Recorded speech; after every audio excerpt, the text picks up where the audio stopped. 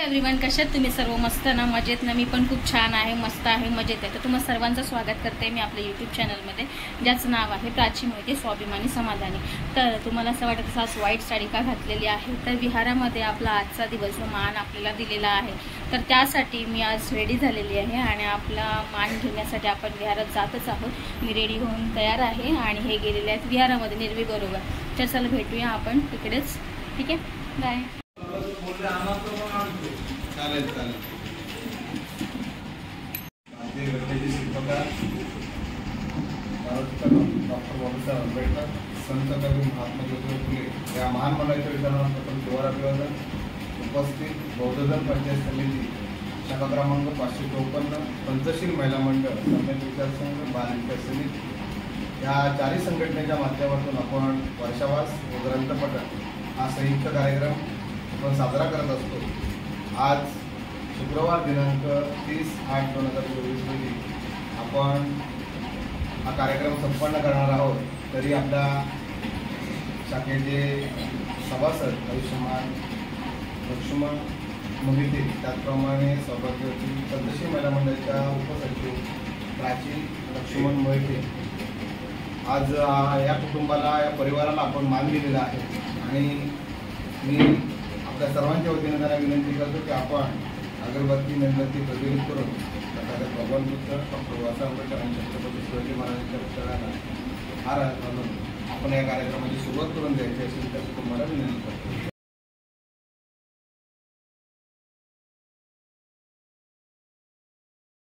निश्चितरित्या आपण तथागत भगवान गौतम बुद्ध यांना आपण पुष्प अर्पण केलेले आहे. त्यानंतर हे छत्रपती शिवाजी महाराजांना त्यांच्या पुतळ्याला पुष्पहार घालणार आहेत आणि मला डॉक्टर बाबासाहेब आंबेडकर यांच्या पुतळ्याला हार अर्पण करण्यासाठी सांगितलेलं आहे. आणि त्यानंतर यांनी केलेलं आहे. आणि त्यानंतर आता आम्हाला मेणबत्ती आणि अगरबत्ती प्रज्वलित करण्यासाठी सांगणार आहेत. तर यांनी मेणबत्ती पेटवण्यासाठी सुरुवात केलेली आहे आणि मला अगरबत्ती म्हणजे वातावरण हे सुगंधित करण्यासाठी मला सांगितलेलं आहे. तर निर्वीण हातात मेणबत्त्या घेतलेल्या आहेत आणि मला म्हणते चला आपण पेटूया म्हणून. तर चला आता सुरुवात आपण करण्याचे प्रोग्राम चालू करण्याच्या अगोदर वातावरण हे प्रफुल्लित राहावं, सुगंधित वातावरण व्हावं यासाठी आपण अगरबत्ती मेणबत्ती प्रज्वलित करणार आहोत. आणि त्यानंतर आमचं दोघांचं अगरबत्ती मेणबत्ती हे प्रज्वलित करून झालेलं आहे. आणि त्या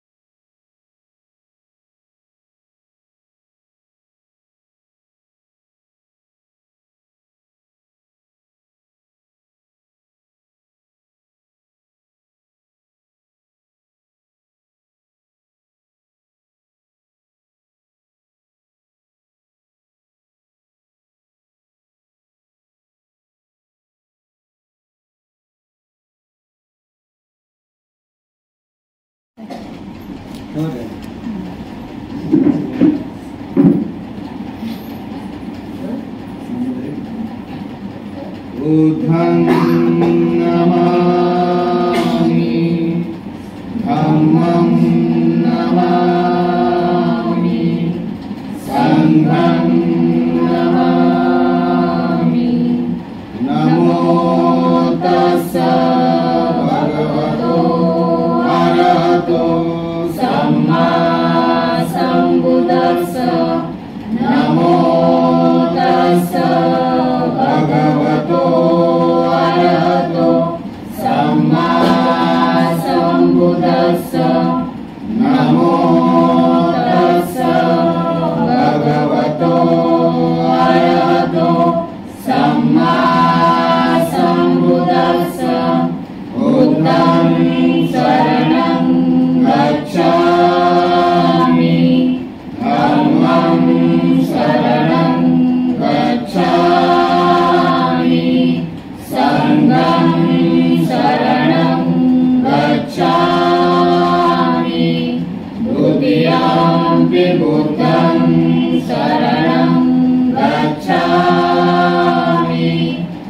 तृतीयम्पि धम्मं शरणं गच्छामि द्वितीयम्पि संघं शरणं गच्छामि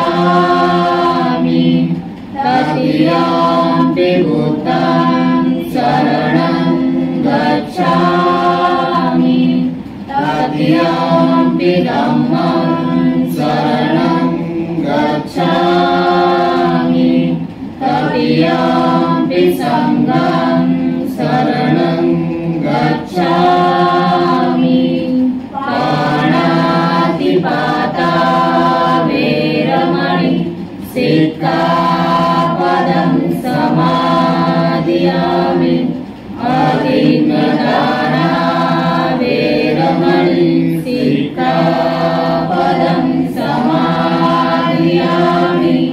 आमेषु मिच्छाचारा वेरमणि सिक्खापदं समादियामि मुसावादा वेरमणि सिक्खापदं समादियामि सुरामेरयमज्जपमादठाना वेरमणि सिक्खापदं समादियामि साधु साधु साधु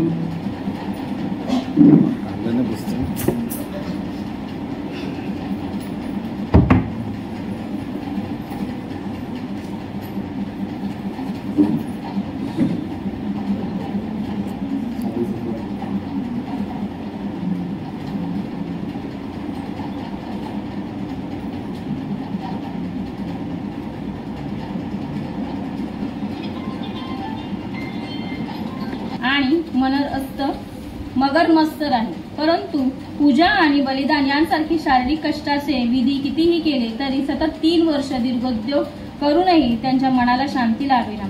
शेवटी श्रावस्तीला जाऊन भगवान बुद्धांची चौकशी करण्याचे त्याने ठरवले.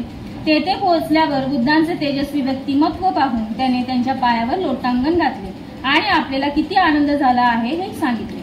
नंतर भगवंतांनी त्याला पशूंना बळी देण्यातील मूर्खपणा आणि ज्या विधींचा हृदयावर काहीही परिणाम होत नाही आणि ते ज्यांच्यासाठी करावयाचे त्यांच्याविषयी कसलाही आदरभाव किंवा कर्तव्य बुद्धी यांची जाणीव होत नाही अशा विधींचा निरुपयोगीपणा समजावून सांगितला. आणि शेवटी भगवंतांनी अशा काही तेजस्वी गाथा म्हटल्या की त्यांच्या मुद्रेवरील तेजामुळे आजूबाजूच्या सर्व प्रदेशासह ते स्थान प्रकाशमान झाले. तेव्हा ग्रामस्थ आणि विशेषतः मुलांचे आईबाप त्यांची पूजा करण्यासाठी तेथे आले.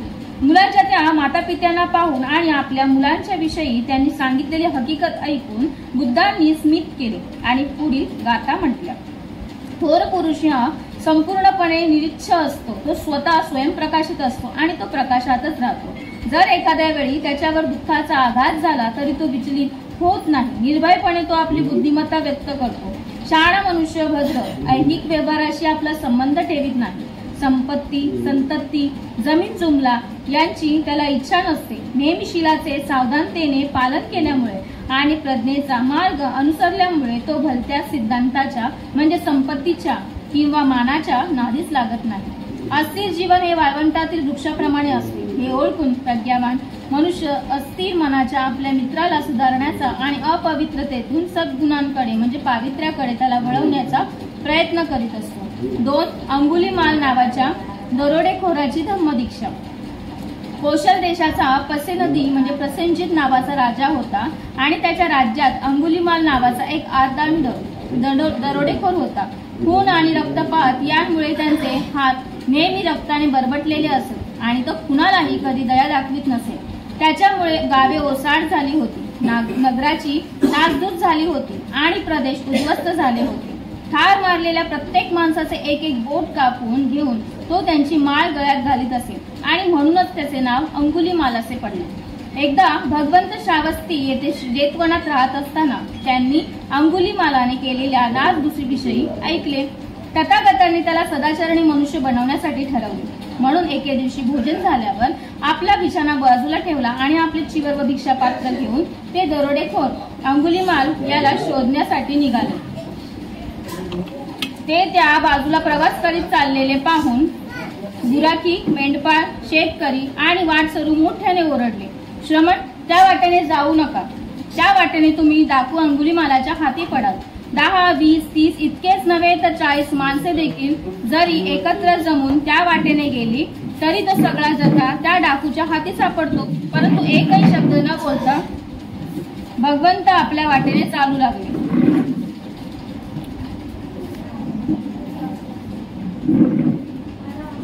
दुसऱ्यांदा आणि पुन्हा तिसऱ्यांदा जवळपास असलेल्या लोकांनी त्यांना पुन्हा इशारा दिला तरी देखील एकही शब्द न बोलता भगवंत आपल्या वाटेने चालतच राहिले. काही अंतरावरून त्या दरोडेखोराने भगवंतांना येत असताना पाहिले आणि जे ते 40-50 प्रवाशांचा जथा देखील त्यांच्या वाटेने जाण्यास धजत नसे तेथे हा तपस्वी त्या वाटेने एकटाच येत असलेला पाहून त्याला फार आश्चर्यच वाटले आणि या तपस्व्याला ठार मारण्याचा विचार त्याच्या मनात आला आणि म्हणून ढाल, तलवार आणि धनुष्यबाण घेऊन तो भगवंतांचा पाठलाग करू लागला. भगवंत जरी आपल्या नेहमीच्या चालीने चालत होते तरी सर्व प्रयत्न करूनही तो दरोडेखोर त्यांना गाठूच शकला नाही आणि तो विचार करू लागला की ही मोठी आश्चर्याची आणि विचित्र गोष्ट आहे. यापूर्वी हत्ती, घोडा, गाडी किंवा हरिण भरवेगात धावत असताना देखील मी त्यांना पकडीत असे आणि आता हा तपस्वी आपल्या नेहमीच्या चालीने चालत असताना सर्व प्रयत्न करूनही मी त्याला गाठूच शकत नाही. आणि म्हणून तो तेथे थांबला आणि मोठ्याने ओरडून त्याने भगवंतांना थांबवण्यास सांगितले. दोघांची भेट झाल्यावर भगवंत म्हणाले, अंगुलीमाला, मी तुझ्यासाठी थांबलो आहे. दुष्कर्म करण्याचा आपला व्यवसाय तू सोडून देशील का? तर तुला आपलासा करावा आणि सदाचरणाच्या मार्गावर तुला आणावा म्हणून मी तुझ्या मागोमाग आलो आहे.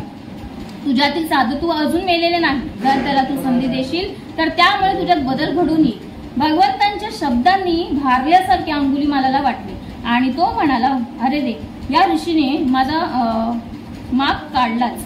त्याने उत्तर दिले, आपण आपल्या दिव्य वाणीने मला आपल्या दुष्कर्मांचा त्याग करावयास सांगता आहात म्हणून मी त्याचा प्रयत्न करावयास तयार आहे.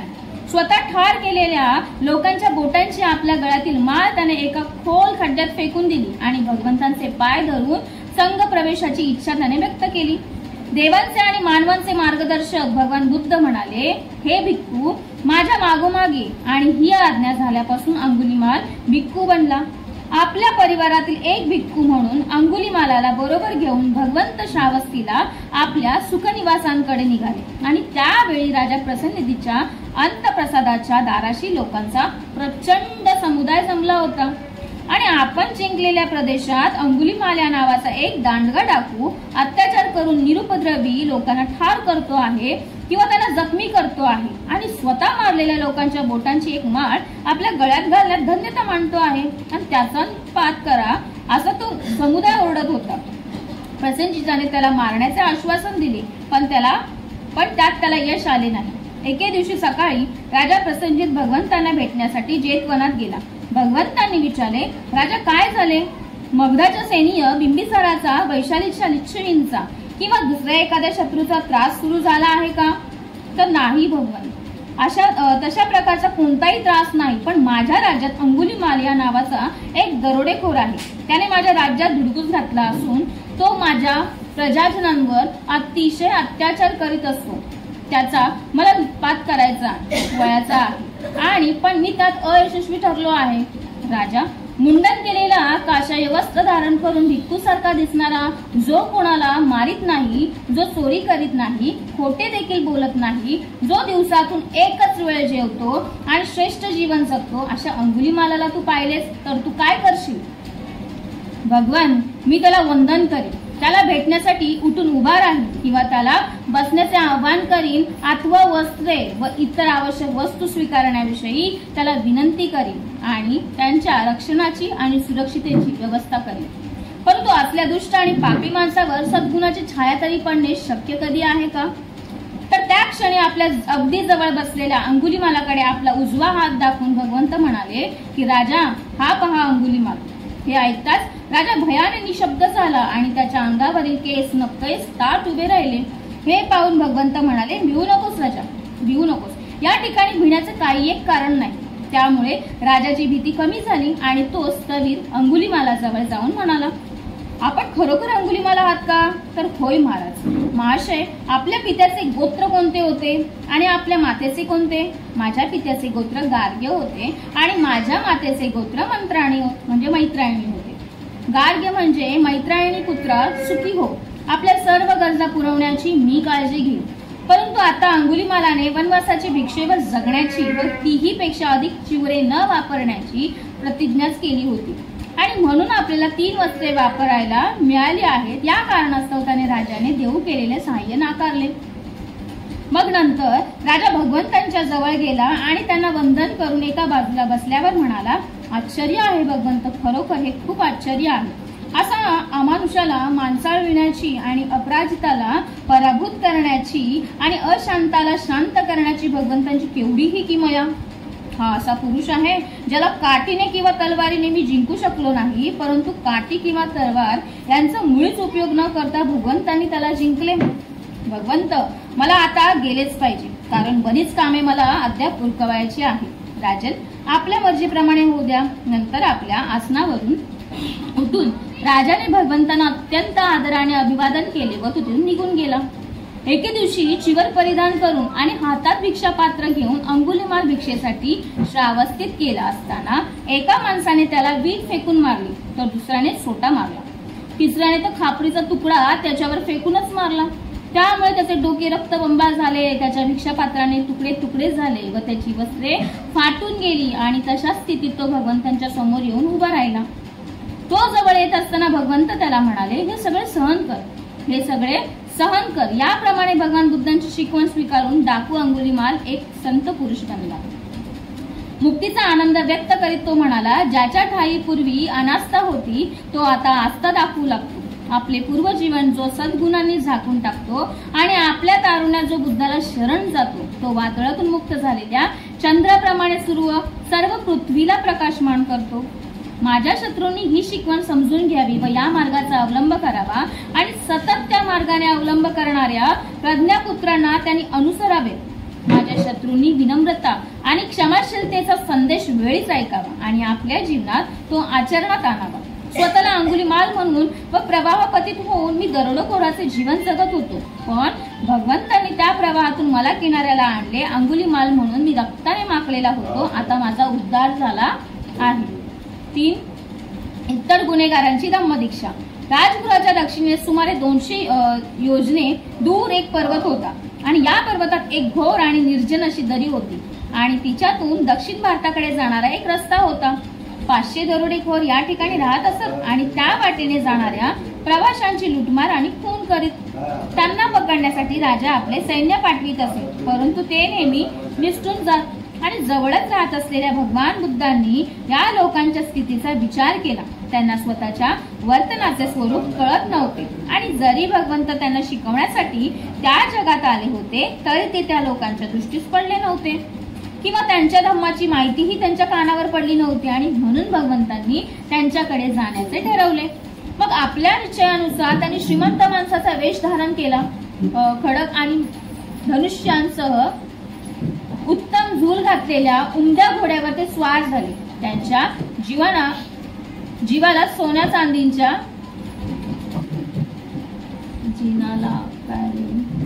जीवालाच असे ना सोन्या चांदीच्या पिशव्या लटकत ठेवल्या होत्या व घोड्याचा लगाम मौल्यवान जड जवाहीर लावून सजवला. दरीत शिरल्याबरोबर त्यांचा घोडा जोराने खिंकाळला. तो आवाज ऐकल्याबरोबर ते 500 दरोडेखोर निघाले आणि त्या प्रवाशाला पाहून उद्गारले, लूट करण्याची संधी आपल्याला कधी मिळाली नव्हती, चला जल्दी करून आपण त्याला पकडूया. तो प्रवासी निसटून जाऊ नये म्हणून ते त्याला घेरू लागले, पण त्याला पाताक्षणी ते जमिनीवरच पडले. ते जमिनीवर पडल्यानंतर उद्गारले, अरे देवा हे काय आहे, अरे देवा हे काय आहे.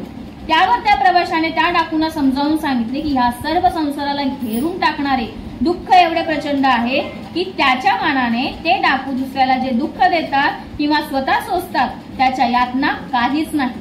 अश्रद्धा आणि संदेह यामुळे ज्या जखमा आणि यातना निर्माण होतात त्या ते डाकू दुसऱ्यांना ज्या जखमा आणि यातना करतात किंवा स्वतः सोसतात त्यापेक्षा अधिक आहे. धर्मोपदेश एकाग्रतेने ऐकण्याने जी प्रज्ञा जागृती होते, त्यांनीच ह्या अश्रद्धा आणि संदेहाच्या जखमा भरून येऊ शकतात. दुसऱ्या कशाने त्या भरू शकत नाही. नंतर तो प्रवासी पुढे म्हणाला, दुःखासारखी यातना देणारी जखम दुसरी कोणतीही नाही. दुष्कृत्या सारखा खोलवर दुखणारा दुसरा कोणताही तीक्ष्ण बाण नाही. धार्मिक शिकवणुकीच्या एकनिष्ठ परिपालनाखेरीज यावर दुसरा कोणताही उपाय नाही. आणि या शिकवणुकीमुळे आंधळ्याला दृष्टी मिळते, भ्रांत झालेल्यांना ज्ञान प्राप्त होते आणि आंधळ्यांना दृष्टी मिळावी त्याप्रमाणे या शिकवणुकीमुळे लोकांना या प्रकाशामुळे मार्गदर्शनच होते. आणि म्हणून अश्रद्धा दूर करण्यास, दुःख नाहीसे करण्यास आणि आनंद मिळवून देण्यास ही धम्माची शिकवण समर्थ आहे. जे ती ऐकतात त्यांनाच ही सर्वश्रेष्ठ प्रज्ञा प्राप्त होते. ज्याने सर्वात अधिक पुण्य संपादले आहे तोच या पदवीला पात्र ठरतो. आणि हे ऐकल्यावर त्या दरोडेखोरांना आपल्या दुष्ट जीवनाचा पश्चाताप झाला. त्यांच्या अंगात रुतलेले बाण गळून पडले आणि त्यांच्या जखमा भरून निघाल्या. नंतर हे भगवंतांचे शिष्य झाले आणि त्यांना स्वास्थ्य व शांती यांचा लाभ झाला. 4. धम्मदीक्षेची जोखीम. पूर्वी भगवान बुद्ध राजगृहापासून 500 योजने अंतरावर असलेल्या एका पर्वतमय प्रदेशात राहत होते आणि त्या पर्वतमय प्रदेशात 122 लोकांची एक टोळी राहत होती. हे लोक शिकार करून मारलेल्या जनावरांचे मांस खाऊन आपला उदरनिर्वाह करीत. आणि भगवान बुद्ध त्या ठिकाणी जातात आणि नवरे शिकारीला गेले असताना ते दिवसा घरी एकटाच राहिलेल्या स्त्रियांना ते धम्मदीक्षा देतात. त्यावेळी ते पुढील प्रमाणे उपदेश करतात. जो दयाळू आहे तो प्राण्याची हत्या करीत नाही किंवा प्राण्यांची हत्या न करणे हा दयाळू माणसाचा धर्मच होय. तो प्राण्यांच्या जीवाचे रक्षण करण्यास नेहमी समर्थ असतो. धर्म अमर आहे आणि या धर्मांचे पालन करणाऱ्यांवर कधीही संकट कोसळणार नाही. विनयशीलता, ऐहिक भोगाविषयीची उपेक्षा, कोणाला कष्ट न देणे, कोणाला क्रोध येईल असे न करणे आणि हे ब्रह्मलोकाचेच लक्षण होईल. दुर्बलाविषयी कणव. बुद्धाच्या शिकवणुकीनुसार शुद्ध जीवन किती आवश्यक आहे याची जाणीव, आवश्यकते मिळाल्यावर थांबणे आणि जन्म मरणाच्या फेऱ्यातून सुटण्याचे हे साधन आहे. हे शब्द ऐकताच त्या स्त्रियांचे परिवर्तनच झाले आणि पुरुष परत आल्यानंतर भगवंतांना ठार मारण्याची जरी त्या पुरुषांची इच्छा होती तरी त्यांच्या स्त्रियांनी त्यांना आवरून धरले. आणि हे मैत्रीचे सूत्र ऐकताच त्यांचेही परिवर्तन झाले आणि भगवंतांनी पुढील उद्गार काढले, जो प्राणी मात्रांशी मैत्री भावाने वागतो आणि त्यांच्याविषयी दयाशील असतो अशा माणसाला 11 गोष्टींचा लाभ होतो. त्यांचे शरीर नेहमी निरोगी म्हणजे सुखी असते, त्याला शांत झोप येते आणि तो अभ्यास मग्न असतो. त्यावेळी त्याला एकाग्रता लाभते, त्याला वाईट स्वप्ने पडत नाहीत, देव त्याचे रक्षण करतात आणि माणसे त्याच्यावर प्रेम करतात. विषारी वस्तूंचा त्याला त्रास होत नाही आणि युद्धातील नाशापासून त्याचा बचाव होतो. अग्नी व पाणी यांचा उपसर्ग त्याला पोहोचतच नाही. तो जिथे जिथे राहतो तिथे तिथे यशस्वी होतो आणि मेल्यानंतर ब्रह्मलोकात जातो. हेच ते 11 लाभ होते. हा उपदेश ऐकल्यानंतर भगवंतांनी त्या स्त्रिया आणि पुरुषांना संघात प्रवेश दिला आणि त्यामुळे त्यांना शांती लाभली. तृतीय खंड. भगवान बुद्धांनी काय शिकवले त्यातला भाग पहिला की धम्मामध्ये बुद्धांचे स्थान. त्यातलं 1. भगवान बुद्धांनी आपल्या धम्मात स्वतःसाठी विशेष स्थान राखलेले नाही. ख्रिस्त हा स्वतःला ख्रिश्चन धर्माचा प्रणेता मानित असे, शिवाय तो आपल्याला देवपुत्र मानित असे. माणसाने ख्रिस्त हा देवपुत्र आहे असे जोपर्यंत मानले नाही तोपर्यंत त्याला मुक्ती नाही अशी ख्रिस्तांची अटच होती. अशा रीतीने ख्रिस्ताने ख्रिस्ती धर्मीयांची मुक्ती ख्रिस्ताला प्रणेता व देवदूत मानण्यावर अवलंबून ठेवल्याने त्याने ख्रिस्ती धर्मात स्वतःसाठी विशेष स्थान निर्माण केले. इस्लाम धर्माचा प्रणेता मोहम्मद हा स्वतःला परमेश्वराचा पैगंबर म्हणजे प्रेषित मानित असे. याशिवाय तो असे मानित असे की माणसाने 2 अटी मान्य केल्याशिवाय त्याला निजात म्हणजे मुक्ती नाही. इस्लाम धर्मातील मुमुक्षुने प्रथम मोहम्मदास देवाचा प्रेषित मानले पाहिजे. इस्लाम धर्मातील मुमुक्षुने नंतर मोहम्मद हा परमेश्वराचा शेवटचा पैगंबर आहे असे मानले पाहिजे. इस्लाम धर्मात वरील 2 अटी मानणाऱ्यांनाच मोक्षाचा मार्ग खुला आहे. मुसलमानांचा मोक्ष हा मोहम्मदाला देव प्रेषित समजण्यावर अवलंबून ठेवल्यामुळे मोहम्मदाने आपणा स्वतःला इस्लामी धर्मात स्थान निर्माण केले आहे. भगवान बुद्धाने अशी कधीही अट घातली नाही. शुद्धोदन आणि महामाया यांचे आपण औरच पुत्र आहोत ह्या पलीकडे स्वतः संबंधी तो अधिक काहीच म्हणत नाही. येशू ख्रिस्त आणि मोहम्मद यांनी आपल्या धर्मशास्त्रात स्वतःसाठी जशी विशेष स्थाने निर्मिली, मोक्षाच्या मार्गात आपले महत्व सांगितले, तसेच भगवान बुद्धाने केलेले नाही। यामुळेच त्यांच्या वैयक्तिक जीवनासंबंधी विपुल माहिती उपलब्ध असता नाही ती आपल्यापर्यंत येऊन पोहोचली नाही। तर पहिली बुद्ध संगीती ही बुद्धांच्या धर्म निर्वाणानंतर लवकरच भरवली गेली आहे, सर्व श्रुतच आहे। आणि या संगतीच्या अध्यक्षस्थानी काश्यप हा होता आणि त्यावेळी बुद्धांच्या कपिलवस्तूतेच रहिवासी आणि त्यांनी त्यांच्याबरोबर त्यांच्या निर्वाण काळापर्यंत परिभ्रमण केले ते आनंद आणि उपाली त्या संगीतीला उपस्थित होते। परंतु अध्यक्ष काश्यपाने काय केले तर त्याने आनंदाला धम्माचे पठण करायला सांगून संगीतीला प्रश्न केला, हे बरोबर आहे का? तर ज्यावेळी संगीती होकारात्मक उत्तर देई त्यावेळी काश्यप त्या प्रश्नावर अधिक चर्चा होऊ न देता तो प्रश्न तिथेच संपवी। यानंतर त्याने उपालीला विनयाचे पाठ म्हणायला सांगितले आणि संगीतीला विचारले की हे बरोबर आहे का?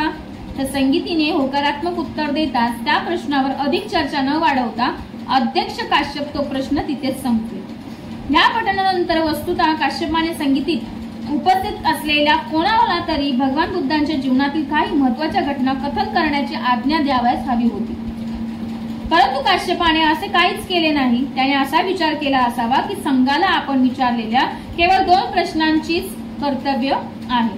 काश्यपाने भगवान बुद्धांच्या जीवनातील प्रमुख घटनांचे संकलन केले असते तर आज आपणाला भगवान बुद्धांचे संपूर्ण चरित्र उपलब्ध झाले असते। भगवान बुद्धांच्या जीवनातील घटनांचे संकलन करण्याचे काश्यपाला का सुचले नसावे बरं? केवळ उपेक्षा आहे त्याचे उत्तर होऊ शकत नाही। त्याचे उत्तर म्हणजे भगवान बुद्धांनी आपल्या धम्मशास्त्रात आपणा स्वतःसाठी विशेष स्थान निर्मिले नाही हेच होय। भगवान बुद्ध आणि त्यांचा धम्म या 2 अगदी अलग गोष्टी आहेत। भगवान बुद्ध स्वतःला आपल्या धम्मशास्त्रापासून अलग मानित असे। याचे दुसरे उदाहरण म्हणजे आपला उत्तराधिकारी नेमण्यास त्याने दिलेला नकार। 2-3 वेळा त्यांच्या अनुयायांनी त्यांच्या पश्चात अधिकार ज्याने चालवायचा त्याचा निर्देश करण्याची विनंती केली आणि प्रत्येक वेळी भगवान बुद्धाने तसे करण्याचे नाकारले। धम्म हाच आपला स्वतःचा उत्तराधिकारी आहे असे प्रत्येक वेळी उत्तर असे। धम्म हा स्वतःच्या अंगच्या समर्थाने जगला पाहिजे, त्यांच्या मागील माणसांच्या सत्तेने नव्हे। ज्या धम्माला जगायला पाठीमागे स्वतःच्या माणसांचे सत्तेचे बळ लागते तो धम्मच नव्हे।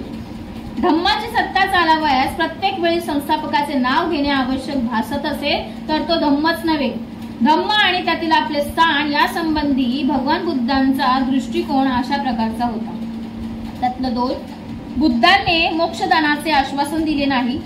तो म्हणे मी मार्गदाता आहे, मोक्षदाता नव्हे। बहुतेक धर्म हे साक्षात्कारी धर्म म्हणून वर्णले जातात, परंतु भगवान बुद्धांचा धम्म हा साक्षात्कार नव्हे। साक्षात्कारी धर्म म्हणजे मी तुमचा निर्माता आहे, माझी पूजा करून आत्म्याला मोक्ष मिळवून द्या असे प्राणी मात्र सांगणारा देवाचा संदेश। हा संदेश बहुधा एखाद्या नियुक्त व्यक्तीच्या म्हणजे प्रेषितांच्या मार्फत पाठवलेला असतो आणि त्या संदेशाचा प्रेषिताला साक्षात्कार झालेला असतो आणि प्रेषित लोकांना तो साक्षात्कार उघड करून सांगतो, मग त्याला धर्म असे म्हणतात। प्रेषिताचे काम म्हणजे त्यांच्या धर्माशी इमान राखणाऱ्यांचा मोक्ष लाभ निश्चित करणे आणि धर्माशी इमान राखणाऱ्यांचा मोक्ष म्हणजे जर ते प्रेषिताला देवदूत मानित असतील आणि त्याने आणलेल्या देवाच्या आज्ञा पाळीत असतील तर त्यांची नरकातील पाठवून सुटका करणे। भगवान बुद्ध आपण प्रेक्षित किंवा देवदूत आहोत असला अधिकार कधीच सांगत नसे आणि असे कोणीच मानल्यास त्यांचे खंडन करीत असे। अधिक महत्वाचा मुद्दा म्हणजे भगवान बुद्धांचा धम्म हा एक शोध होता आणि म्हणून जे धर्म साक्षात्कारी म्हणून समजले जातात त्यापासून तो अगदी वेगळा समजला पाहिजे। भगवान बुद्धांचा धम्म हा एक शोध आहे असे म्हणण्याचे कारण पृथ्वीवरील मानवी जीवनाच्या सखोल अभ्यासातून तो उद्भवलेला आहे आणि ज्या स्वाभाविक प्रवृत्तीत मनुष्य जन्म घेतो त्यांच्या क्रिया प्रक्रिया आणि इतिहास व परंपरा यांच्यामुळे त्यांना मिळालेल्या इष्टनिष्ठ वळण यांच्या संशोधनाचा परिणाम म्हणजे बुद्ध धम्म। सर्व प्रेक्षित मोक्षाचे आश्वासन देतात आणि मोक्षाचे आश्वासन न देणारा भगवान बुद्ध हाच एक गुरु आहे। मोक्षदाता आणि मार्गदाता यांमध्ये त्याने विभाजन रेषा काढली आहे। एक मोक्ष देणारा आहे तर दुसरा मार्ग दाखवणारा आहे। भगवान बुद्ध हा केवळ मार्गदाता होता, मोक्ष हा ज्याचा त्याने आपल्या श्रमाने मिळवायचा आहे। आपले हे मत मोगलान हा ब्राह्मणाला खालील सूक्तात भगवान बुद्धाने स्पष्ट करून सांगितले आहे। एकदा भगवान श्रावस्तीत मिगार मातेच्या पूर्वराम प्रसादात उतरले होते. नंतर मोगलान हा गणक म्हणजे हिशोब ठेवणारा ब्राह्मण तथागतांजवळ आला आणि स्नेहाने अभिवादन करून त्यांच्या बाजूला बसला. कुशलक्षेम विचारल्यावर तो गणक मोगलान तथागतांना म्हणाला, श्रवण गौतमा, ज्याप्रमाणे माणसाला या प्रसादाचे दर्शन क्रमशः होते, पाऊल पुढे पडते, क्रमशः पुढील मार्ग दिसतो, हळूहळू पायऱ्या चढून शेवटची पायरी येते, त्याप्रमाणे आम्हा ब्राह्मणांचे शिक्षण क्रमशः घडते, म्हणजेच आमचे वेदाध्ययन घडते. श्रवण गौतमा, ज्याप्रमाणे अंकगणनेत आणि धनुर्विद्येत पायरी पायरीने प्रगती होते, त्याप्रमाणे आम्हा ब्राह्मणांची आपल्या शिक्षण क्रमात क्रमशः प्रगती होते. जेव्हा आम्ही शिकवणी देतो तेव्हा शिष्याला एकी 1, दुरकी 2, तिरकी 3, चौके 4 असे 100 पर्यंत पाढे शिकवतो. आणि गौतमा, आता सांगा, तुझ्या धम्मामध्ये अशाच तऱ्हेने प्रगतीचे शिक्षण तुझ्या शिष्याला मिळते का? तर होय ब्राह्मणा, असेच मिळते. ब्राह्मणा, एखाद्या अश्वविद्येतील निपुण पुरुषाचे उदाहरण देऊ.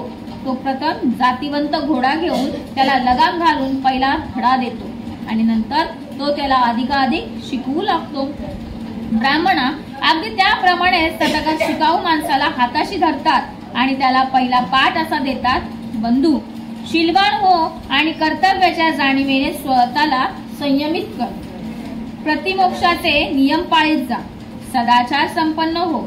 शूद्र दोषातही बय आहे हे ओळखून स्वतःचे वर्तन ठेव आणि विनयाचे परिपालन कर. हे सर्व तो शिकल्यानंतर तथागत त्याला असा दुसरा पाठ देतात, ये श्रमणा ये. डोळ्यांनी वस्तू पाहिली असता तिचा बाह्य देखाव्याने अथवा तपशिलाने भारला जाऊ नकोस. संयमरहित चक्षुरिंद्रियाने रूप ग्रहण करताना ज्या संतुष्ट वृत्ती पाण्याच्या पुराप्रमाणे माणसाच्या चित्ताला बुडवून टाकतात, त्या दुर्वंतीला ताब्यात ठेवण्याचा सतत प्रयत्न करीत राहा आणि चतुरिंद्रियांविषयी सावधान राहा. चक्षुरिंद्रिय संयमित ठेव. इतर इंद्रियांबाबतही असाच निग्रह कर. जेव्हा कानाने एखादा आवाज ऐकतोस, नाकाने वास घेतोस, जिभेने रुची घेतोस आणि शरीराने वस्तूला स्पर्श करतोस आणि ज्यावेळी तुझ्या मनाला त्या वस्तूंची जाणीव होते, त्यावेळी त्या वस्तूंच्या सामान्य दर्शनाने अथवा तपशिलाने मोहून जाऊ नकोस. शिष्याने असे इंद्रिय प्रभुत्व मिळवले की नंतर तथागत त्याला दुसरा असा पाठ देतात, श्रमणा ये. हात राखून खात जा. खाताना चित्त सावध राहू दे. केवळ एक खेळ किंवा शरीराचे चोचले अथवा वैयक्तिक शरीर सौष्ठव राखण्यासाठी म्हणून खाऊ नकोस, तर शरीर यष्टी ठीक राहावी, तिचे पोषण व्हावे, तिला इजा होऊ नये आणि श्रेष्ठ जीवन जगता यावे यासाठी अन्नभक्षण करावे. भोजन समयी मनात सदोदित हा विचार असावे की माझ्या पहिल्या वेदनांचा फिलिंग्स निग्रह करीत आहे आणि नव्या वेदना उत्पन्न होऊ देणार नाही. माझी जीवन यात्रा निर्दोष आणि सुखपूर्ण होईल. नंतर हे ब्राह्मणा, श्रमण अन्नभक्षणाचा निग्रह शिकला की तथागत त्याला पुढे असे पाठ देतात, श्रमणा ये. जागृततेचा म्हणजे सती अभ्यास कर. दिवसा चालता बसता तू चित्तशुद्धीचा प्रयत्न कर. रात्रीच्या पहिल्या प्रहरी सुद्धा एरझाऱ्या करीत किंवा एका जागी बसून चित्तशुद्धीची साधना करीत राहा. दुसऱ्या प्रहरी उजव्या कुशीवर सिंहासनासारखा एक पाय दुसऱ्या पायावर ठेवून पडून राहा आणि सावध राहून बुद्धी पुरस्पर एकाग्रतेने चित्तशुद्धीचा विचार कर. तिसऱ्या प्रहरी उठ आणि एरझारा करीत किंवा बसून आपले चित्त मलापासून परिशुद्ध कर. हे ब्राह्मणा, तो श्रमण जागरूकतेचा अभ्यासी झाल्यावर तथागत त्याला दुसरा पाठ देतात, तो असा की श्रमणा ये. जागरूकता आणि स्मृती म्हणजे सम्यक जाणीव यांनी युक्त हो. पुढे जाताना किंवा मागे येताना आत्मसंयम राखीत जा. पुढे किंवा मागे पाहताना, वागताना किंवा विसावा घेताना, अंगात वस्त्रे घालताना किंवा वस्त्रे आणि भिक्षापात्र नेत असताना, खाताना, चघळताना, स्पर्श करताना, शरीर व्यापार करताना, चालताना, उभे असताना, निद्रिस्त असताना किंवा सावध असताना, बोलताना किंवा मौन धारण केलेले असताना सदैव स्मृतीयुक्त म्हणजे जाणीवपूर्वक संयम राखीत जा. नंतर हे ब्राह्मणा, त्या शिष्याला आत्मसंयम साधता आला तर तथागत त्याला पुढील पाठ देतात की श्रमणा ये.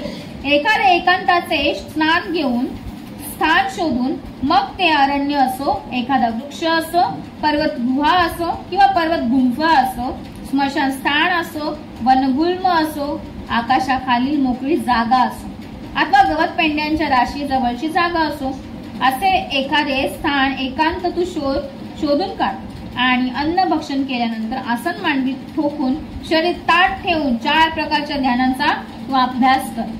हे ब्राह्मणा, जे श्रमण शिष्य आहेत यांनी मनोनिग्रह अद्याप साधलेला नाही, परंतु तो तसं साधण्याची त्यांना इच्छा आहे आणि मी अधिक क्रमिक शिक्षण देतो. परंतु ज्यांनी अहर्तपद प्राप्त केलेले आहे, ज्यांनी आसवांचा नाश केला आहे, ज्यांनी आपल्या जीवनाचा उद्देश साधला आहे, जे कृतकृत्य झाले आहेत, ज्यांनी आपल्या शरीरावरील भार उतरवूनच दिला आहे, मोक्ष मिळवला आहे, ज्यांनी भवबंधनांचा उच्छेद केला आहे, प्रज्ञेने जे विमुक्त झाले आहेत, त्यांना वरील अभ्यासक्रम आपले वर्तमान जीवन सुखपूर्ण आणि जागरूकतेने संयमित राखण्यास उपकारक ठरतो.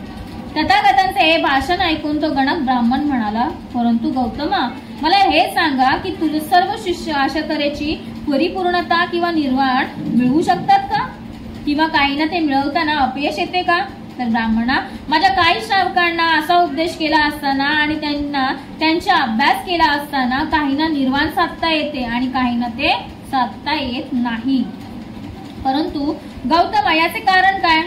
तिथे ते निर्वाण आहे, इथे ते निर्वाणाकडे जाण्याचा मार्ग आहे. मग इथे श्रमण गौतमासारखा थोर गुरु आहे. मग ज्यांना तू असा उपदेश केला आहेस, शिक्षण दिले आहेस, त्यांच्यापैकी काहींनाच फक्त निर्वाण साध्य व्हावे व काहींना होऊ नये, हे कसे? ब्राह्मणा, त्या प्रश्नाचे तुला मी उत्तर देतो, परंतु प्रथम माझ्या एका प्रश्नाचे तुला योग्य वाटेल असे उत्तर द्यावे लागेल. सांग, तुला राजगृहाचा रस्ता पुरा माहित आहे का?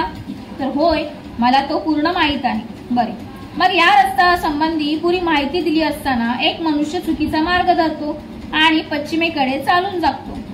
नंतर दुसरा मनुष्य येतो, तो मार्गनिर्देशनासंबंधी तुला विनंती करतो. तू त्याला त्या सूचना करतोस, तो तुझ्या सूचनेप्रमाणे वागतो आणि सुरक्षितपणे राजगृहाला जाऊन पोहोचतो.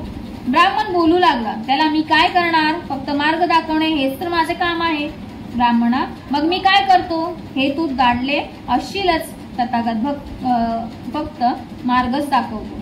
आणि या सूक्तावरून स्पष्ट होते की बुद्ध हा मोक्षाची आश्वासने देत नाहीत, तर ते फक्त मार्ग दाखवतात. आणि मोक्ष म्हणजे काय? तर मोहम्मद आणि येशू ख्रिस्त यांच्या शिकवणुकीत मोक्ष म्हणजे प्रेषितांच्या मध्यस्थीने नरकात जाण्यापासून जीवाला वाचवणे. भगवान बुद्धांच्या शिकवणुकीप्रमाणे मोक्ष म्हणजे निर्वाण, आणि निर्वाण म्हणजे रागलोभादी विकारांचा निग्रह. अशा धर्मात मोक्षाचे वचनबद्ध आश्वासन कसे मिळणार?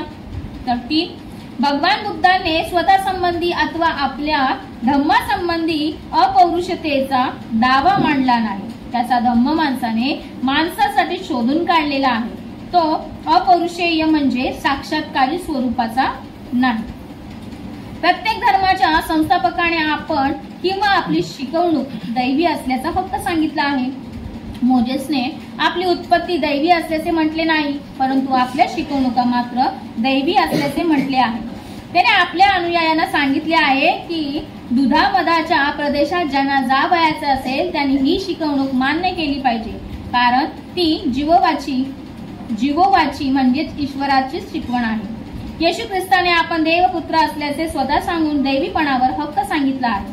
स्वाभाविकपणे त्यांची शिकवणूक ही दैवी झाली आहे. कृष्ण तर म्हणत असे, मी स्वतः देव आहे आणि गीता हा माझा शब्द आहे. भगवान बुद्धांनी मात्र आपल्या शासनासंबंधी किंवा स्वतः संबंधी कधीही असा दावा मांडला नाही. तो तर असे म्हणत असे की आपण इतर माणसांप्रमाणेच आहोत, इतर माणसांसारखेच आहोत आणि आपला संदेश म्हणजे एका माणसाने आपणास दिलेला संदेश आहे आणि आपला संदेश प्रमादातीत आहे असे त्याने कधीच म्हटले नाही. तो म्हणतो, माझा संदेश म्हणजे माझ्या मताप्रमाणे मोक्षाकडे जाण्याचा एकमेव सत्य मार्ग आहे. त्याचे अधिष्ठान म्हणजे जगातील सर्व माणसांचा जगासंबंधीचा अनुभव. ते म्हणत असत की त्यात कितपत सत्य आहे हे पाहण्यासाठी त्या संबंधी कोणताही प्रश्न विचारायला आणि त्याचे परीक्षण करायला सर्वांना स्वातंत्र्य आहे. कोणताही धर्मसंस्थापकाने आपल्या धर्माला अशा प्रकारची कसोटी लावण्याचे आव्हान दिलेले नाही.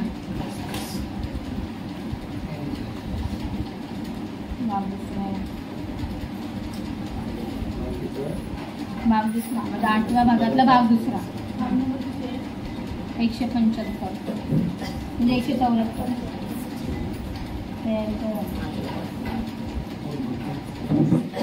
कविता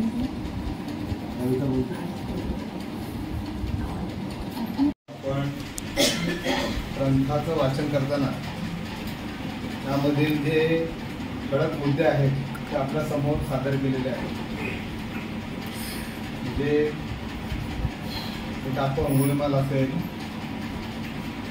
ते डाकू दुसरे अजून ते 500 डाकू होते, त्यांना भगवान बुद्धाने जो मार्ग सांगितला आणि त्यानंतर त्यांनी तो आपला बुद्धाचा म्हणजे मी जरी किती सांगितलं लोकांना चांगलं सांगितलं असतं, कारण 2 पर्याय त्यांनी सांगितले. आपला जो मार्ग म्हणजे हा रस्ता आहे, त्या रस्त्याने तुम्हाला मी जायला सांगितलेलं आहे, परंतु 2 प्रकारची माणसं असतात. म्हणजे त्या रस्त्याने चालणारे असतात आणि जरी आपण किती सांगितलं की या रस्त्याने जा, तरी त्या रस्त्याने जर गेले नाही तर शेवटी त्यांचा तो म्हणजे त्यांचं ते कर्म आहे की बाबा त्यांनी त्या रस्त्याने गेले नाही. म्हणजे त्यांनी भगवान बुद्धांनी सर्व त्याच्यातला जो मार्ग ज्यांनी दिलेला आहे, तो डॉक्टर बाबासाहेब आंबेडकरांनी त्याच्यातले जे मुद्दे आहेत, महत्त्वाचे मुद्दे आहेत, ते आपल्या समोर त्यांनी ठेवलेले आहेत. आता आपल्याला सर्व माहिती सांगितलेली आहे की अंगुलीमालांनी काय केलं आणि आतापर्यंत आपण ऐकलेलं असेल, तरी देखील चांगल्या पद्धतीनं जर कुणाला सांगायचं असेल तर आपल्याला अजून 5-10 मिनिटं आहेत, तर आपण त्याच्यावरती थोडीफार चर्चा केली तर बरं होईल. ज्याला त्याची थोडीफार माहिती असेल द्या.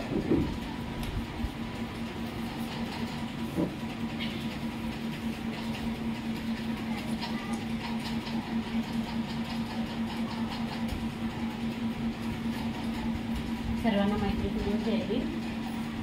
मागील पाठामध्ये आपण भगवान बुद्ध आणि त्यांचा धम्म या मागील पाठामध्ये आपण ऐकलं की भगवान बुद्धांनी अनेकांना धम्मदीक्षा दिली. त्यात आपण सर्वप्रथम पाहिलं रुद्रकुटी पर्वतावर जे 70 कुटुंब होते. रुद्रकुटी पर्वतावर जे 70 ब्राह्मणांची कुटुंब होती, त्या ब्राह्मणाच्या कुटुंबांना तथागत भगवान बुद्धांच्या उपदेशानंतर त्या 70 ब्राह्मणांनी देखील धम्मदीक्षा घेतली. त्याचप्रमाणे तसेच आणखी 500 ब्राह्मण देखील होते, त्यांनी देखील धम्मदीक्षा घेतली. तसेच पुढे आपण पाहिले की एका सोपाक आणि सुप्पिय नावाच्या मुलाने देखील धम्मदीक्षा घेतली. त्याच्यानंतर एक सुमित नावाचा भंगी जो केर कचरा राजगृहामध्ये केर कचरा काढत असे, त्या व्यक्तीने सुद्धा धम्मदीक्षा घेतली. त्याच्यानंतर आपण ऐकलं की महाप्रजापती गौतमी आणि यशोधरा आणि तिच्या मैत्रिणी यांनी घेतलेली धम्मदीक्षा हे मागील पाठामध्ये आपण ऐकलं. आणि आताच्या पाठामध्ये आपण असं ऐकलं की एका उडान टप्पूची धम्मदीक्षा. प्राचीन काळी राजगृहामध्ये एक असा गुंड व्यक्ती होता, तो असं म्हणजे कोणाच्याही आदर करत नसे, परंतु जेव्हा त्याला असं वाटतं की बाबा आपण कुठेतरी चुकलो, तर तो काय करत असे की त्याला असं वाटत की आपण हे वाईट केलं किंवा हे चूक केलं, तर तो सतत देवपूजा, अग्निपूजा, होम हवन वगैरे करायचा, परंतु कुठेतरी त्याच्या मनाला शांती लाभत नसायची. मग शेवटी त्याने असा विचार केला की आपण जिथे बुद्ध जिथे आहेत तिथे आपण त्यांना एकदा भेटून येऊया. आणि त्या प्रकारे तो तथागत गौतम बुद्धांकडे गेला आणि बुद्धांच्या उपदेश ऐकल्यानंतर त्याच्यामध्ये इतका परिवर्तन झाले की त्याने स्वतःला बुद्धांच्या चरणी गेला आणि धम्मदीक्षा घेतली. त्याच्यानंतर आपण ऐकलं की अंगुलीमालाची धम्मदीक्षा. अंगुलीमाला हे वडील गार्ग्य आणि माता मैत्राणी यांचा पुत्र होता. त्याचं नाव होतं अहिंसक. म्हणजे अंगुलीमाला होण्याच्या अगोदर त्यांचं नाव अहिंसक. अहिंसक बालक हा अतिशय हुशार, म्हणजे ज्या गुरुवर्णामध्ये तो शिकत होता त्या गुरुवर्णामध्ये तो अत्यंत हुशार असा मुलगा होता. परंतु कधी असं काय होतं माहिती का, आपण जरी एखादं हुशार असतो तरी आपल्या मागे बोलणार अरे हा इतका हुशार आहे, म्हणजे गुरु त्याचेच लाड करतात, त्याच्याशी बोलतात, त्यालाच पुढे करतात. तर अशी काही मुलं होती त्या गुरुवर्णामध्ये की ती सतत त्या बालकाचे नाव सांगत होती. अशी शेवटी काय झालं, की एके दिवशी मग गुरुंनी त्याला विचारलं की सगळीच तुझी कंप्लेंट करतात वगैरे असं. तर आणि मग तेवढ्यात त्याचं शिक्षण पूर्ण झालं. परंतु त्यावेळी अशी रीत होती की आपलं शिक्षण पूर्ण झाल्याच्या नंतर काहीतरी गुरुदक्षिणा द्यावी. परंतु त्यांच्या गुरुने रागाच्या भरामध्ये त्याला अशी म्हणजे गुरुदक्षिणा मागितली की तू जायचं आणि 1000 लोकांच्या पोटात म्हणजे हत्या करायची, 1000 लोकांची हत्या करायची आणि मला ते दाखवायची, तेव्हाच ती माझी गुरुदक्षिणा होईल. आणि अशा प्रकारे अंगुलीमाला हा म्हणजे अहिंसकचा हिंसक बनू लागला. म्हणजे आपल्या गुरुला ती दक्षिणा द्यायचीच आहे, त्या हिशोबाने तो एका जंगलात जातो आणि त्या जंगलाच्या वाटेवर येणाऱ्या जाणाऱ्यांची तो हत्या करतो. का तर ती गुरुदक्षिणा द्यायची असते. म्हणजे त्याच्या म्हणजे इच्छा नसतानाही त्याला ते काम करायचं असतं. आणि अशा प्रकारे एके दिवशी बातमी तथागत गौतम बुद्धांना समजते आणि ते त्यांना भेटायला जातात. परंतु इतर गावकरी त्यांना तसं करू म्हणजे जाऊ नका, म्हणजे तिथे ते अंगुलीमाला जवळ अतिशय म्हणजे 40-50 लोक जरी गेली तरी ती परत येत नव्हती. तिथे भगवान गौतम बुद्ध एकटे जात होते. त्यामुळे लोक त्यांना म्हणतात की एकटे जाऊ नका. परंतु भगवान बुद्ध ते चालत राहिले आणि शेवटी चालता चालता अंगुलीमाला भगवान गौतम बुद्धांना पाहतो आणि त्याला असं वाटतं की चला आता हा श्रमण एकटा कसा येऊ शकतो, म्हणजे एकटा आलाय आणि माझ्याकडे एवढी 40-50 लोक येतात परंतु हा एकटा आलाय. तथागत आपल्या नेहमीच्या चालीने चालत असतात आणि तो अंगुलीमाला त्यांच्या पुढे धावत असतो. हातात तलवार, भाला अशा हत्यारे घेऊन तो धावत असतो आणि भगवान गौतम बुद्ध आपल्या नेहमीच्या चालीने चालत असतात. परंतु तरी देखील ते बुद्धांना पकडू शकत नव्हते. शेवटी तो एक मोठा आवाज देतात, असं त्याला गौतम बुद्धांना श्रमणा थांब म्हणून असा आवाज देतात. आणि मग तथागत गौतम बुद्ध थोडे थांबतात, मागे वळून पाहतात. तर मग तो त्यांच्या जवळ येतो आणि मग तथागत गौतम बुद्ध म्हणतात मी थांबलो आहे पण तू कधी थांबणार. आणि अशा प्रकारे त्याला आपल्या मधुर वाणीने अतिशय सुंदर असे बोलतात त्याच्याशी की तू हे जे काही करतो ते चुकीचं करतो जसं तसं आणि तू आत्ता हत्या टाक. परंतु भगवान बुद्धांच्या बोलण्याचा त्याच्यावर इतका प्रभाव पडतो की त्या क्षणी त्याला आपली चूक समजते आणि तू आपल्या गळ्यातली जी अंगठ्याची माळ असते ती काढून एका खड्ड्यात असा फेकून देतो आणि भगवान बुद्धांच्या सोबत जातो आणि मग पुढे तो बुद्धांच्या चरणी जाऊन श्रमण बनतो. आणि अशा प्रकारे हिंसकचा अहिंसक पुन्हा त्याचा हे जन्म होतो असा. आणि त्याचप्रमाणे पुढे आपण पाहिलं की गौतम बुद्धांनी स्वतःला आपल्या धर्मामध्ये विशेष असे स्थान दिले नाही. जसं ख्रिश्चन धर्मामध्ये येशू ख्रिस्त हा भगवान म्हणजे येशू ख्रिस्त हा आपल्या देवाचा एक मुख्य मानला जातो. असं म्हणजे त्यांच्या धर्मामध्ये असं असतं की जोपर्यंत येशूला भगवान मानत नाही तोपर्यंत तुम्हाला मोक्ष प्राप्त होणार नाही. आणि इस्लाम धर्मातही तसं आहे, जोपर्यंत इस्लाम धर्मात म्हणजे पहिला आणि शेवटचा पैगंबर मोहम्मद पैगंबर आपण त्याला मानत नाही तोपर्यंत आपल्याला इस्लाम धर्मात सुद्धा त्या व्यक्तीला मृत्यूनंतर मोक्ष प्राप्त होत नाही. परंतु तथागत गौतम बुद्धांनी तसं काही स्वतःला असं विशेष स्थान दिलं नाही. त्यांच्या मते म्हणजे शुद्धोदन आणि यशोधरा ह्याचा मी फक्त औषध पुत्रच आहे, त्या पलीकडे मी दुसरा काहीच नाही हे त्यांनी ह्या बुद्धाने त्यांच्या धर्मामध्ये त्यांनी दाखवून दिलेलं आहे. आणि ते स्वतःला असे मुक्तिदाता म्हणत नाही, ते स्वतःला मार्गदाता म्हणतात. असे आहे की त्यांनी खूप काय केलेलं असतं खूप त्याच्या जीवनात, कारण त्याला म्हणजे त्याच्या गुरुदक्षिणा द्यायची असते त्यामुळे त्याला ते असं होतं. गुरुदक्षिणा म्हणजे काय तर त्याच्या बायकोवर आळ घेतात पुत्र बाकीची मुलं आणि सांगतात की असं असं आहे म्हणून तू बघा तुम्ही स्वतः. आता कोणाच्या बायकोबद्दल कोणी सांगितलं तर तो मनुष्य न संशय घेणारा पण संशय घेतो आणि बघतो.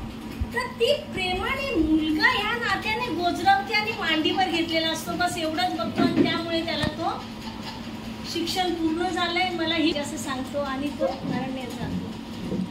999 माणसांना मारल्यानंतर हे लास्टला भगवान बुद्ध यांना समजतं, ते जातात आणि त्यांना जाताना तो बघतो तेव्हा त्यांच्या पाठीवर तो धावत जातो आणि त्यांना जोराने वरडून म्हणतोय, श्रवण थांब, काय एवढा धावतोयस? तर तो म्हणतो, मी माझ्या चालीने चालतोय, तू धावू नको, तू आता थांब, तुझं जे पहिलं रूप होतं ते दाखव. हे करतोस ते योग्य नाही. कोणत्या एका गुरुनी सांगितलं म्हणून तू वागतोयस, हे रॉंग आहे, हे चूक आहे. तर तू तुझ्या पहिल्या रूपात ये.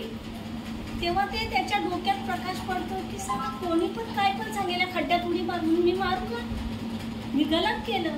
मग ते ती आंघोळी माल काढतो माणसांच्या गळ्यातली आणि खड्ड्यात टाकतो आणि नंतर मग तो त्यांच्याबरोबर जातो. भगवान बुद्ध त्याला दीक्षा देतात, आपल्या बाजूला बसवतात. तेव्हा प्रसेनजित राजा येतो आणि त्याला म्हणजे बेचैन असतो तो. त्याच्या राज्यात धुमाकूळ अंगुलीमालाची चाललेली आहे, कोण माणूस त्या वाटेला जात नाही, राज्य एकदम खलास झालंय, माणसं संपली आहेत. तेव्हा ते भगवंताला शरण जाऊन म्हणतात की असं असं आहे, मी काय करू. त्या राजाला प्रश्न करतो, भगवान बुद्ध प्रश्न करतात की जर तुला मी तोच व्यक्ती तिथे माझ्या समोर श्रमण म्हणून बसलेला दाखवला तर तू काय करशील? तो म्हणतो, मी त्याचे चरण धरेन, मी त्याला म्हणजे अन्न वस्त्र निवारायची सगळी सोय करेल. तर तो दाखवतो, अरे वा. तर तो दाखवतो, ते दाखवतात, हे बघा. तर ते त्याला बघून घाबरतात आणि नंतर मग तो भिक्षाटनाला एकदा गेलेला असो, खूप माणसं गिट्टा फेकून हे फेकून, त्याला सगळ्यांना गावात समजलं ना की हा भिक्खू झालाय म्हणून. तो भिक्षाटनाला येतो, त्यावेळेला त्याला खूप मारतात आणि त्याचं हे करतात, रक्त वगैरे वाहतो, तसाच जातो भगवंताकडे. भगवंत म्हणतो, हे सब पाप सकरणं भूसरस उपसंपदा सचित परियोगपणं एतं भूतान शासनं धम्मचरे सुचरितं नतं दुचरितं चरे धम्मचारी सुखं सेति अस्मिन् लोके परमे च न तावता धम्मधरो यावता बहुवासति योऽर्चाम्यि सुखवान् धम्मकायेन पश्यति सवे धम्मधरो होतियो धम्मनपमज्जति नति मे शरणं वरं बुद्धो मे शरणं वरम् एतेन सज्जवजेन होतु मे जयमङ्गलम् नति मे शरणं वरं धम्मो मे शरणं वरम् एतेन सज्जवजेन होतु मे जयमङ्गलम् नति मे शरणं वरं संघो मे शरणं वरम् एतेन सज्जवजेन होतु मे जयमङ्गलम्. साधु साधु साधु.